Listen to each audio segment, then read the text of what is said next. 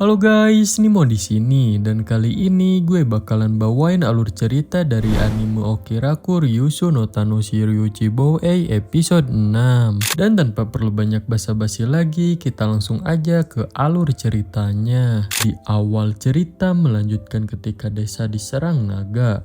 Terlihat Orto dan teman-temannya sedang berusaha masuk ke desa dan nyuruh jangan tutup dulu gerbang karena mereka akan lari ke sana. Pan pun nyuruh siapkan balista dan tembakan tapi jangan sampai mengenai Orto dan teman-temannya. Pan sendiri pun mengakui kalau melawan musuh yang bisa terbang itu cukup sulit. Dan kalau naga itu sampai terbang ke desa akan sulit untuk melawannya. Lalu Pan pun memerintahkan tembak sayap si naga agar si naga tidak bisa terbang. Tapi tiba-tiba Orto dan teman-temannya pun panik karena Pluriel terjatuh saat lari itu. Orto pun jelas bingung harus bagaimana. Pluriel pun di sini nyuruh tinggalkan aja dia, tapi Orto tidak mau dan langsung menolong Pluriel. Dan Kara pun di sini jadi umpan memancing si naga, tapi tiba-tiba si naga terbang. Kara pun panik sambil menyerang si naga, tapi serangannya tidak mempan. Si naga pun langsung menyerangnya. Sambil panik, Kara langsung berlari sambil ketakutan. Tapi dia merasa tidak akan sempat dan nyuruh yang lain tinggalkan aja dia. Orto pun paham dan langsung meninggalkannya. Kara pun jelas kaget kenapa dia ditinggal dan gak dibantu kayak Pluriel tadi. Orto pun menjelaskan kalau Kara itu orang yang paling cepat di kelompok mereka. Dan Orto yakin dia bisa selamat. Terus nyuruh Kara kalau Pluriel sudah di depan benteng dia harus cepat lari. Kara pun kaget seakan tak percaya semua tanggung jawab itu dilimpahkan kepadanya semua. Orto pun di sini nyuruh yang lain jangan lupakan pengorbanan Kara. Kara pun marah dan akan mengingat itu. Pan yang melihat itu pun kebingungan sebenarnya mereka cuma bercanda apa serius. Lalu Pan pun nyuruh pasukan pakai balista, bidik dan tembak dan nyuruh cepat karena Kara akan dimakan oleh naga. Kara pun di sini semakin dekat dengan si naga dan malah mastiin kalau teman-temannya itu cuma bercanda. Lalu Mera mengatakan kalau mereka cuma ingin menghentikan si naga sementara, Mera juga bisa mengurusnya. Lalu Mera pun akan melakukan satu serangan sebagai awalan. Lalu Pan pun sadar kalau Mera saat dikasih tanggung jawab yang besar di usia muda dan bahkan punya pasukan militer dan gelarnya juga itu bukan sekedar candaan. Dan Pan mengakui kalau Mera penyihir 4 elemen paling luar biasa. Dan jelas kemampuannya itu juga luar biasa. Lalu Mera pun mengeluarkan jurus Fire Spear. Si naga pun langsung panik, tapi berhasil menghindari serangan Mera. Semuanya pun kaget naga itu bisa menghindar. Lalu naga itu pun mengambil ancang-ancang dan langsung berlari ke arah benteng. Serangan balista pun diluncurkan dan berhasil mengenai si naga. Sampai-sampai sayapnya itu terluka. Si naga pun mengamuk. Pan pun di sini sadar kalau si naga bergerak untuk menghindari anak panah dan si naga memiliki penglihatan yang tajam. Dan dari banyaknya serangan balista yang diluncurkan mungkin hanya sekitar 5 serangan aja yang berhasil. Dan sekarang keadaan si naga itu mulai dari tubuh, sayap, cakar semuanya tertembak. Jadi mungkin kecepatan si naga itu seharusnya berkurang. Dan sebelumnya Pan sudah memikirkan rencana kalau misalnya serangan balista tidak mempan. Tapi ternyata serangan balista mempan. Dan yang menjadi masalahnya sekarang adalah balista yang membutuhkan banyak waktu untuk menembak lagi. Pan pun di sini nyuruh lancarkan tembakan kedua. Dan kalau semuanya sudah siap, langsung tembak. Lalu serangan pun dilancarkan, tapi berhasil si naga hindari semua serangan itu. Pan pun mulai panik, di serangan kedua ini tidak memberikan efek apapun, walaupun dampak tembakannya itu cukup besar. Lalu Orto dan teman-temannya pun akhirnya selamat dan sampai di gerbang. Pluriel pun di sini seakan tak percaya mereka selamat. Kara pun di sini kesal karena teman-temannya kasih banyak tanggung jawab padanya. Lalu Pan di sini mengingatkan semuanya kalau serangannya masih belum selesai. Lalu tiba-tiba Mera akan menyerang menggunakan Fire Spear-nya lagi. Dan Mera merasa serangannya akan mengulur waktu mereka dan nyuruh semuanya berlindung di desa. Lalu serangan pun dilancarkan, tapi si naga akan menghindar lagi. Tapi Mera ternyata bisa mengendalikan serangannya, jadinya bisa mengenai si naga. Pan pun jelas kaget melihatnya, dan si naga pun terbakar jurus Mera. Dan jurus Mera ini kekuatan dari sihir api, Pan pun di sini kagum walau serangan merah itu menakutkan dan percaya pasti menciptakan efek sendiri di medan perang. Lalu tiba-tiba merah berlari ke desa, yang ternyata merah akan kembali ke desa untuk menyiapkan serangan balik. Lalu Pan pun memerintahkan semuanya pergi ke desa. Si naga pun mulai bergerak lagi, lalu meloncat ke benteng. Pan pun di sini sadar kalau sayap naga yang terluka dia jadi tidak bisa terbang, jadi cuma bisa langsung mengejar mereka. Pan pun merasa kalau setelah mengalahkan naga armor mereka sekarang jadi terlalu pede, sementara naga ini makhluk sihir yang berbeda jauh. Lalu De pun di sini memanggil Pan dan mengatakan kalau De dan pasukannya akan mengurusi naga dan Pan cepat pergi ke desa. Pan pun nyuruh jangan karena menurut Pan si naga bukan musuh yang bisa De lawan dan nyuruh De lari ke desa juga. Tapi De tidak mendengarkan Pan dan malah langsung bersemangat akan mengambil peralatan mereka. Lalu Espada pun menyusul Di. Pan pun jelas terkejut dan nyuruh Espada pergi ke desa juga. Tapi sama halnya dengan Di, Espada tidak mendengarkan Pan. Pan pun kesal dan mengancam kalau Espada tidak ikut, Pan akan tetap di sana. Espada pun cuma tersenyum dan mengatakan itu akan menjadi masalah. Lalu Espada pun meminta akan menahan si naga sebentar dan setelah itu akan pergi dan meminta Pan pergi terlebih dahulu. Tapi Pan kekeh tidak mau dan maunya mereka pergi bersama-sama. Lalu ketika si naga semakin dekat, Espada mengeluarkan jurusnya dan langsung mengenai si naga. Dan dengan begini setidaknya memberi mereka sedikit waktu. Espada pun merasa si naga lambat sekali. Lalu Pan pun nyuruh cepat kepada Espada karena mereka harus segera pergi. Terus sambil membujuk Espada kalau cepat kembali, Pan akan memberikan Espada anggur merah favoritnya. Espada membalas kalau dia itu sudah tua dan tidak bisa dipaksakan, tapi Espada akan berusaha yang terbaik.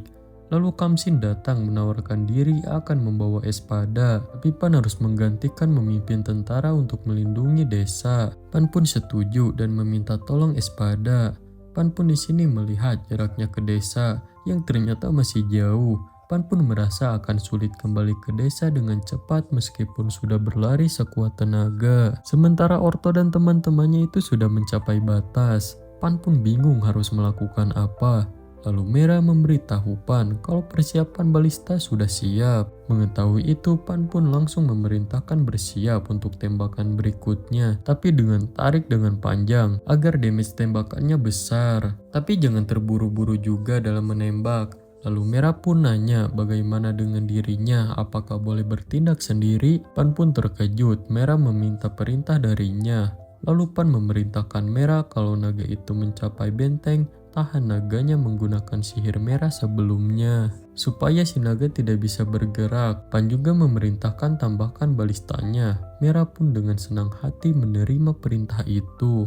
Terus Merah menjelaskan kalau ini pertama kalinya dia menggunakan sihir untuk menghentikan pergerakan musuh. Pan pun membalas tidak masalah karena musuh mereka juga cuma naga, dan Merah pun paham. Dan setelah terkena serangan Espada tadi, naga itu mulai bergerak lagi. Pan pun memperingatkan untuk menghindar karena si naga langsung menyerang. Pan pun di sini akan melindungi Espada dan yang lain selagi Merah siap menggunakan sihirnya. Dan sekarang Pan hanya perlu waktu sedikit lagi. Lalu tiba-tiba De dan pasukannya yang sudah membawa perlengkapannya datang dan mengatakan serahkan aja pada mereka. Pasukan Di pun kagum Di sangat cepat, sementara Pan khawatir apakah Di dan yang lain bisa mengatasi naga itu hanya dengan armor dan senjatanya. Tapi Di percaya bisa karena mereka menggunakan perlengkapan yang dibuat oleh Pan. Lalu De pun maju menyerang si naga dan De pun berhasil memotong tangan si naga. Dan si naga pun jelas kesakitan. Lalu si naga pun menyerang menggunakan ekornya, tapi pasukan Di datang menahan serangan itu dengan perisai. Akan tetapi serangannya itu sangat kuat yang membuat semuanya terhempas. Pan dan Espada yang lihatnya pun sangat terkejut. Lalu Espada menggunakan sihirnya lagi dan membuat dinding agar Di dan pasukannya tidak diserang lagi. Tapi dengan mudahnya dinding itu si naga hancurkan. Pan pun di sini khawatir dengan Espada dan Khamsin dan nyuruh mereka cepat. Lalu Di bangkit lagi dan memerintahkan pasukannya mundur. Semuanya pun paham. Terus Pan di sini keheranan dengan Di dan pasukannya karena sudah seperti manusia super dan membuatnya kagum. Dan lari dia juga di sini sangat cepat. Lalu si naga pun mengamuk dan mengejar Di dan pasukannya. Pasukan Di pun jelas panik. Dan setelah ada sedikit waktu itu, akhirnya sihir merah siap. Dan Pan pun memerintahkan menyerang. Merah pun paham dan langsung mengeluarkan jurus Fire Javelin-nya lagi. Tapi si naga langsung berlindung di balik sayapnya. Pan yang lihatnya pun jelas terkejut. Lalu Pan memerintahkan balista penduduk di sisi barat bersiap untuk menembak. Lalu si naga pun menghempaskan serangan merah tadi. Tapi serangan balista langsung menyerang si naga. Dan di sini walaupun si naga bisa menghindari banyak anak panah, tapi mereka tetap bisa melukainya. Terlihat si naga kesakitan dan tidak berdaya. Tapi Pan yang tanpa ampun memerintahkan tembakan anak panah balista yang ada. Serangan pun terus dilancarkan dan membuat si naga kesakitan. Semuanya pun tegang menunggu hasil. Pan pun di sini mengatakan walaupun si naga masih mampu melindungi kepalanya, tapi setidaknya anak panah mereka mampu menembus kulitnya yang keras. Dan yang jelas si naga sudah menerima luka yang parah. Lalu Pan memerintahkan balista untuk tembakan berikutnya. Lalu Pan pun di sini nyuruh dia memeriksa naganya. Dia pun langsung maju memeriksa. Semuanya pun tegang menunggu Di memeriksa. Lalu pas diperiksa, si naga tiba-tiba mengaung dan menggigit Di. Tapi untungnya berhasil dihindari. Tapi Di sini tidak diam aja, dia langsung menyerang si naga. Semuanya pun jelas kaget karena dia ternyata berhasil memenggal si naga. Semuanya pun lega mereka berhasil mengalahkan si naga. Lalu Pan pun mengumumkan kemenangan mereka. Semuanya pun senang dan bersorak. Lalu Til dan Arut datang menghampiri Pan dan menanyakan keadaannya apakah baik-baik aja dan tidak terluka. Pan membalas baik-baik aja dan dia cuma berlarian sebentar dengan Espada. Dan dia beserta pasukannya berhasil menahan serangan si naga serta dibantu Orto dan teman-temannya. Mereka pun paham. Terus Arut nyuruh Pan duduk dulu. Pan pun terlihat sangat lelah. Bahkan duduk aja jadi terasa nikmat. Lalu Merah datang dan memuji Pan kalau perintahnya sangat bagus dan mengucapkan selamat karena Pan berhasil mengalahkan naga pertamanya. Merah pun tahu kalau naga itu bisa menghancurkan kota dan percaya soal cerita itu. Pan membenarkan dan tadi hampir aja. Dan Pan sendiri tidak bisa membayangkan kalau Espada dan Di tidak ada. Serta Merah dan pasukannya juga yang sangat membantu. Dan Pan merasa masih beruntung. Merah pun mengatakan Pan jujur sekali. Terus Merah pun di sini menjelaskan kalau naga hutan menyerang wilayah pangeran kota mungkin sebagian sudah hancur dan setidaknya bagian dinding kota akan runtuh dan akan ada ratusan korban jiwa. Pan pun kaget seakan tak percaya dan kalau mention kerajaan di kota, Pan yakin pasti akan sangat terlindungi. Merah mengatakan kalau Espada dan Di mereka akan diingat sebagai pahlawan. Pan juga sadar kalau semuanya bangga dengan usahanya masing-masing. Dan Arklo, Khamsin, dan Di juga sudah bertambah kuat. Merah pun protes dengan balistanya karena cuma bisa membuat lecet sisik naga tadi. Pan pun jadi berpikir akan meningkatkan daya serang balistanya. Dan setelah 10 tembakan akan terlihat efeknya. Merah pun merasa ucapan Pan itu mengerikan. Terus Merah pun di sini nyuruh kesampingkan dulu dan mereka harus memberikan penghargaan atas penaklukan naga itu. Dan untuk Di akan mendapatkan gelar pembunuh naga. Lalu Pan sebagai pemimpin desa akan mendapatkan gelar Warlord. Dan untuk Espada akan diminta untuk ikut juga dalam penghargaan. Pan pun sedikit terkejut dia mempunyai gelar pembunuh naga. Lalu scene beralih ketika upacara dilakukan. Di sini Pan mengatakan tentang mereka yang sudah mengalahkan naga hutan. dan sekarang akan memberikan penghargaan kepada mereka yang sudah mengalahkan naga. Dan orang yang akan memberikannya penghargaan adalah kepala keluarga bangsawan Kayen saat ini, yaitu Mera. Melihat tatapan Mera, semua warga pun tegang dan Mera merasa harus mempertahankan harga diri Pan sebagai pemimpin desa ini. Terus Mera mengatakan kepada semuanya kalau mereka yang telah mengalahkan naga hutan sudah berkumpul di tempat ini, yang terdiri dari kesatria dan penyihir yang berusaha keras melindungi desa ini, dan mereka telah berhasil mengatasi ancaman yang bisa memusnahkan desa dan benteng desa ini. Mendengar itu, semua warga yang baru tahu sangat terkejut. Mera melanjutkan kalau berkat usaha mereka tidak ada korban yang berjatuhan dan cuma 2 balista serta beberapa bagian benteng aja yang rusak. Dan ini adalah sebuah pencapaian yang bagus. Dan karena pencapaian ini, mereka yang melawan naga pantas diberikan penghormatan. Dan pertama yang diberikan penghormatan adalah wakil kesatria dari keluarga bangsawan Veltio alias Di. Dan dilah yang memenggal kepala naga hutan dan orang yang membuat perubahan dalam pertarungan dan sosok yang paling berpengalaman di militer dan di bagian senjata. Lalu berikutnya sang penyihir 4 elemen alias Espada, sang pelayan yang mengunci pergerakan naga hutan menggunakan sihirnya yang kuat dan menjadi kunci kedua dalam kemenangan pertarungan ini. Dan terakhir adalah putra keempat dari keluarga bangsawan Veltio alias Panay Veltio. Semuanya pun langsung bersorak untuk Pan. Dan Mera menambahkan walaupun umur Pan masih 8 tahun, tapi pengetahuan strategi dan kebijaksanaannya itu luar biasa. Sehingga bagaikan menggunakan sihir yang tidak pernah ada di dunia ini. Dan berhasil membangun dan memperkuat pertahanan desa ini dalam waktu singkat. Dan menjadi sosok penting dalam pertarungan melawan naga hutan. Karena berkat strateginya yang hebat sebagai pemimpin desa ini, mereka berhasil memenangkan pertarungan ini dan menjadi orang ketiga yang menerima penghargaan. Semuanya pun makin bersorak untuk Pan. Sementara Pan sendiri kaget karena awalnya tidak tahu dia akan diberikan penghargaan. Dengan malu-malu Pan pun menyapa semuanya dan berterima kasih. Pan pun merasa dia menjadi idola mereka dan upacara penghargaan pun selesai. Tapi menurut Mera meskipun begitu festivalnya baru dimulai. Lalu Shin pun beralih ketika Mera mencoba memakai senjata dan dia nanya dengan marah, pedang apa ini? Karena mata pedangnya tajam banget. Mera pun menebak kalau senjata ini pasti buatan Pan.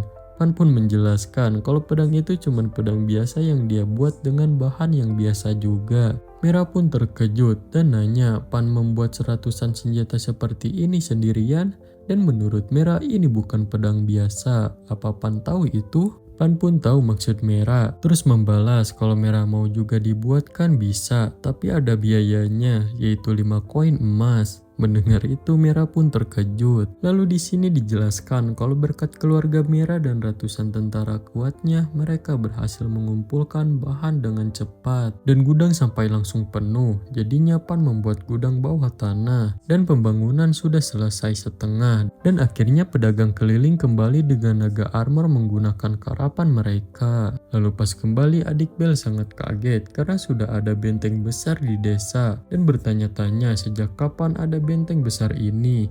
Bel pun nyuruh kesampingkan dulu hal itu karena ada yang lebih gawat. Adik Bel pun kaget. Lalu Pan pun datang dan menyapa mereka. Di sini Bel menjelaskan kalau dia sudah mendaftarkan bantuan dari kepala firma pedagang dan ada 5 karapan besar dan 3 ukuran sedang. Dan para pedagang dikawal oleh 4 orang selain dirinya dan dibantu 20 orang dan 5 budak. Pan pun kaget karena banyak juga. Terus Bel meminta diantarkan Pan ke gudang yang baru. Dengan senang hati Pan pun langsung mempersilahkan. Lalu pas sampai semua pedagang pun sangat terkejut seakan tak percaya ada naga. Dan mereka pun bertanya-tanya apakah naga beneran dan kenapa ada naga.